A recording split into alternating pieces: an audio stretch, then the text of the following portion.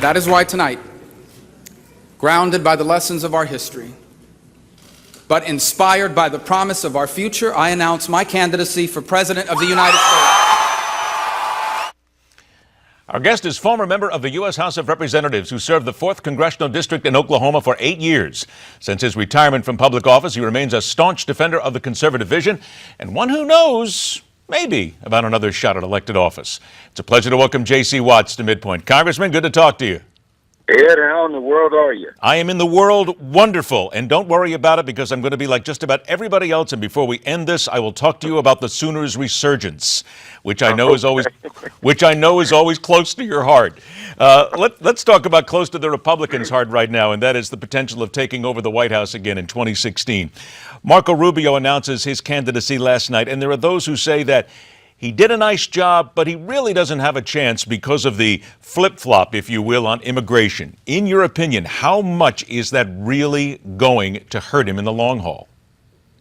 Well, Ed, I think there's a lot of issues out there, and there's a lot of complicated, comprehensive issues. And I think every candidate's going to have their challenge, his or her challenge, in trying to I think take whatever the issue might be that people have heartburn with it and kind of navigate the voters through it. Marco will have those challenges. Rand Paul, Mike Huckabee if he runs, Jeb Bush, Hillary Clinton, et cetera, et cetera. So I'm more concerned about how they're going to communicate or connect with the voters out there and with the American people. I think Senator Rubio obviously did a good job last night, I think, in launching. But I'm a lot more concerned about what people are doing as opposed to what they're saying. As the old saying goes, the older I get, I pay less attention to what they say and more attention to what they do.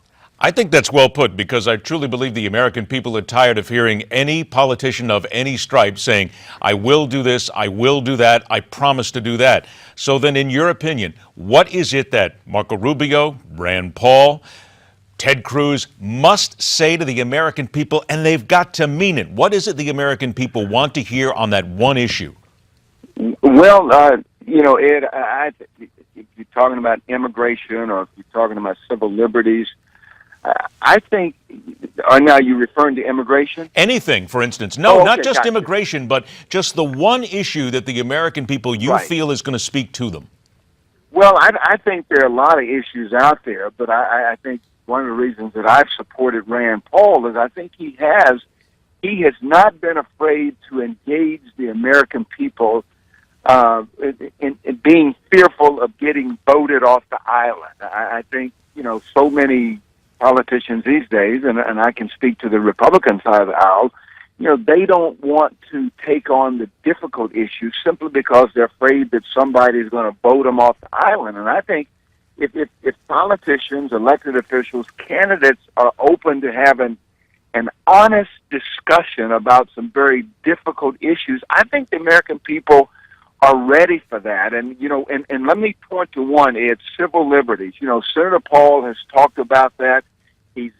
I think he's been very provocative, if you will. And right now, everything we talk about in a public square, it has to be political. Politicians, people have to make it political. And I think these civil liberties, right now, it's political in terms of, a Christian baker baking a cake for a homosexual couple wanting to get married.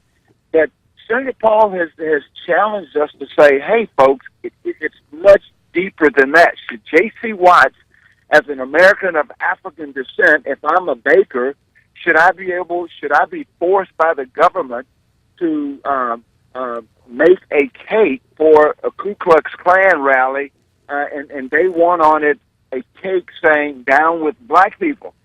Ed, that's civil liberties, but we've not thought about it, beyond that first phase of it, which is what we're talking about in the public square. But I think we have to be 3-4 dimensional on these things and really think, are we dumbing down the argument? And I think the more we can dumb it down and appeal to people's emotions, I think we ignore, or we encourage the American people to ignore their intelligence, and we appeal to their fears. Congressman, I'm going to ask you to hold on here because we're going to take a break, but you just hit on something that I have been dying to hear an elected and even a former elected official talk about, which we're going to catch on to right after the break. All right, J.C. Watts will join us. We're going to talk about the big budget battle, the deadline there. The Senate wants to keep the president in check on Iran, the election looming in 2016, and oh yeah, that warm and fuzzy Hillary Clinton. That and so much more when we continue right here on MidPoint. Get to it. Welcome back, former Oklahoma Republican Congressman. Used to play a little football in his college days, J.C. Watts. Congressman, I'm going to go and hit right on something you said a few moments ago. You used the phrase dumbing down when it comes down to politicians today talking to Americans. Why is it that Republicans of any stripe feel the need to talk stupid to the American people? What is that? Are the American people not able to grasp things? Or is it just that the politicians want to treat people like babies? Well, Ed, I just think we're in such an instant, quick fix, give it to me now kind of society with social media and microwaves and everything that can give it to us instantly. Our attention span is about a half a minute long, and so therefore we learn to talk and read and grasp in 60-second sound bites. Then how do the politicians change that, though, J.C.? How does Rand Paul, Marco Rubio, any of them change that and get us back to a point where you can talk to people, you can actually say a 30-second sentence and it means something? Well, I've actually, over the last 2.5 years, Ed, that I've had Rand Paul's ear, I've encouraged him to he's gone from city to city, just sitting down with people for hour and a half, and talking and listening. And often another thing, Ed, politicians do, we're often guilty, as parents are guilty, and I can say this being a parent. Parents often, we listen to respond. We don't listen to our kids to hear. And politicians, we listen to respond. We don't listen to hear. And I think if we took a different approach to just sitting down and saying, hey, Ed, look, these are my values, these are my principles. How can I help you accomplish what you want to accomplish in life?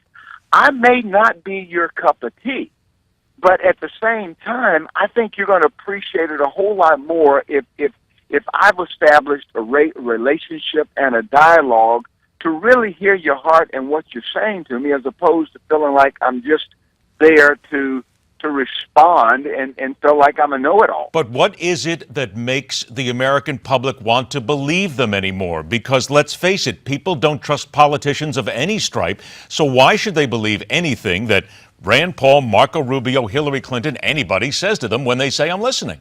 Well, and Ed, for that to happen, people are going to have to listen looking for the truth. And in order for the truth to come out, you've got to do a little research and a little homework, and we think about it, Ed. I don't care if we're listening to Fox, if we're listening to CNN, MSNBC. It doesn't matter who we're listening to. We're usually not listening to those shows to looking for the truth. We're usually listening to those shows to have our opinions affirmed. Okay, so if you're not going to have your opinions validated, then aren't we saying here in many ways that the American electorate itself has to get smarter if this nation's going to pull itself out of the issues and problems that it has today? Won't be electing one person. The people have got to get smarter. No question, Ed, and that's the point I'm making. The voters are going to have to peel the onion a little bit more and not just take everything at face value. And if they're watching Fox, MSNBC, and CNN, if for every 15 minutes they watch those shows, I would encourage them to find a good episode of Andy Griffith to bring themselves back into balance. Well, that's why they watch, JC, that's why they watch this show, because quite frankly, we tell the truth and we don't deal in a lot of agendas here. I've only got about a minute left. I need to get some quick answers from you on a few things here. Do you think Hillary Clinton can ever become warm and fuzzy? Well, it's hard to give a leopard new stripes. So that's a no. That's a no. She is who she is, but nevertheless, she's going to be a force to be reckoned with. But is she a force to fear that she is inevitable to be president, as some people say? I don't think it's inevitable, but I think she's a worthy opponent, and I say that with the utmost respect for her political skills, and when you got an infrastructure of media behind you that's gonna, protect you, that she becomes pretty doggone formidable. Okay, I only have 30 seconds left. I know that you're backing Rand Paul. Would you give any consideration to becoming vice president if he or someone else asked you? Ed, I'm trying to uncomplicate my life.